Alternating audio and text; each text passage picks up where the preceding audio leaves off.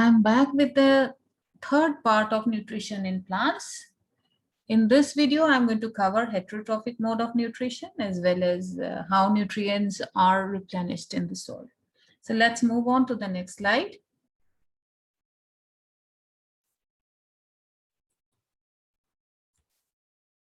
There you are.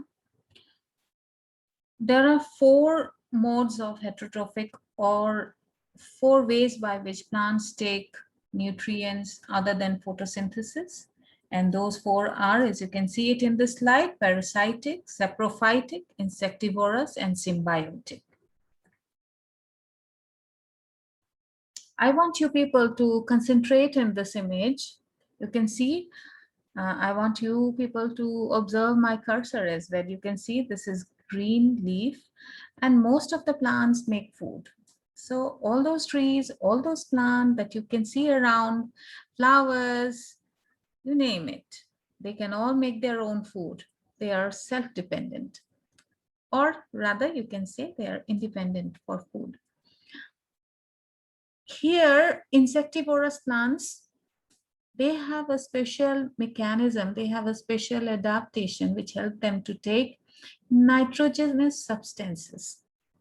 They grow in places, they are photosynthetic, they can prepare, and they are getting only carbohydrates.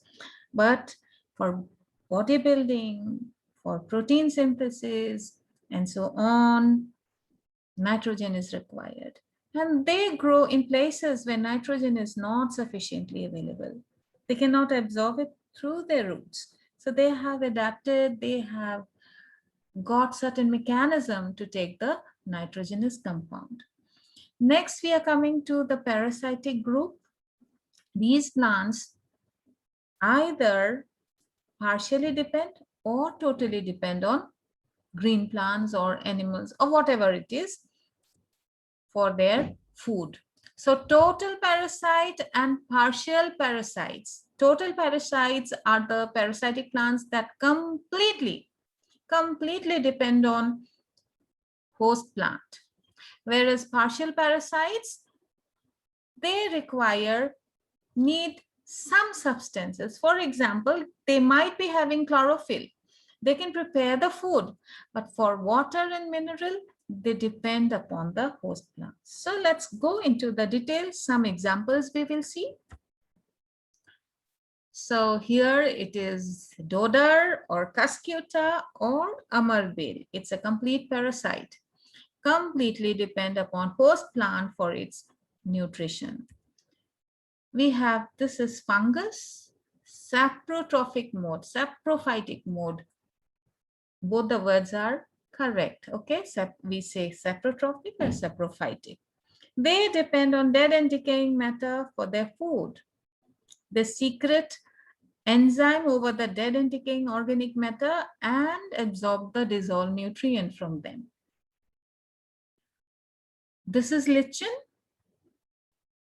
It is called symbiosis because two different groups of organisms are cohabiting, living together, helping each other, give and take. Next is witcher plant, insectivorous. It can make its own food, but for certain substances, it has to depend upon insects. I have some more example, insectivorous bladderwort. This is lichen. This is Rafflesia, world's largest flower, stinking flower, rotten, it smells rotten meat. So these are also insectivorous plants. Mistletoe, these are partial parasites. Venus flytrap, this is insectivorous. And again, I'm showing you Dodar or Amarbale or Cuscuta. How the parasitic plants take the nutrient from the host, that's what I want to show you over here. As you can see, I want again you people to concentrate on my cursor. This plant, it is a diagrammatic representation of the, you can see a huge part of it is under the ground. Only the flower is growing out above the soil. It is attached to the host plant through the root, and all nutrients are given by the host plant to this. Okay, and this is mistletoe. It is growing on the branch of a tree, and the roots of this mistletoe gets into the branch, inside the branch, and can easily take the nutrients. Next is Doda or Amarvel.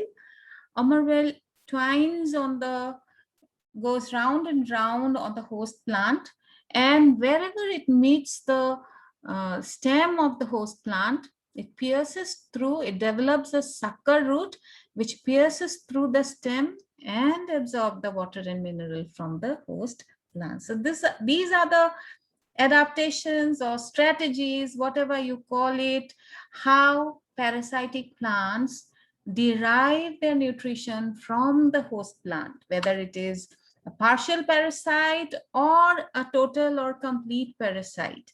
This is how they are taking the nutrients from the host plant. Next, we have saprophytic plants. Mushrooms are saprophytic. Saprophytic plants, they grow on dead and decaying matter. As you can see, the first one is button mushroom, and this is oyster mushroom, and so on. There are different varieties of mushroom which grows in the soil.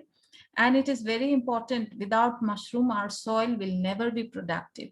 They help a lot. They release a lot of nitrogenous substances for other plants to use. So this is saprophytic. Now this image will show how a saprophytic mushroom actually gets the nutrients from the soil. This is a dead leaf. The root grows, reaches onto the leaf, and then from the roots of the mushroom, fine, it is called fungal hypha, hair, very fine. Maybe it is not, it can be properly viewed only under a microscope. So fine hypha helps in releasing digestive juice into the organic matter, and then it absorbs back the nutrients which are required by the fungus to grow.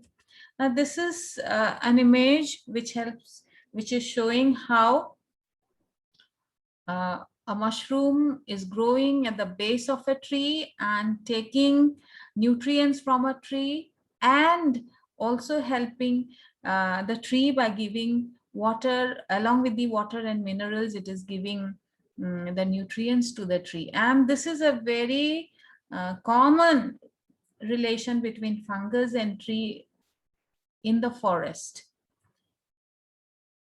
As you know, the base of the tree contains a lot of dead deposits of leaves. The leaves fall down and accumulate at the base of the tree. That is where plenty of funguses grow and also help the tree by providing the necessary nitrogenous compound. So it is, we can say, a type of symbiotic relation. This image shows how the roots get into the organic matter.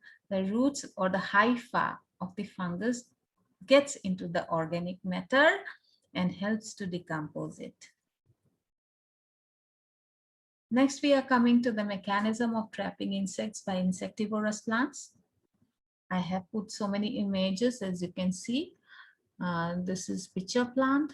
This is one more variety of insectivorous plant. This is Venus flytrap, and another image of Venus flytrap. And this is sundew, Drosera. Drosera or sundew. Glistening nectar droplets are seen. These are not nectar, okay? This is for attracting the insects so that, you know, the insects can be easily trapped.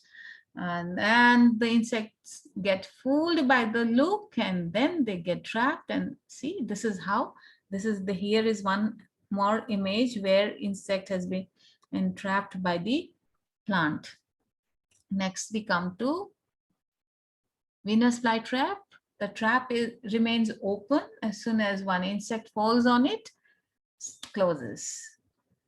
And the insect or the small animal gets trapped over there, get killed, and all the digestive, all the juices get absorbed by the tree. Oh, sorry, the plant, Drosera. Next is pitcher plant. This is the pitcher. At the base, as you can see, there is digestive liquid, and the neck of the pitcher contains fine hair, which allows the insect to get into the pitcher but prevents it from going out, and whereby the insect falls into the liquid and then gets digested. So the nitrogenous compound again is made available for the plant to use. Next is a bladderworth. The aquatic insect, same mechanism like the pitcher plant.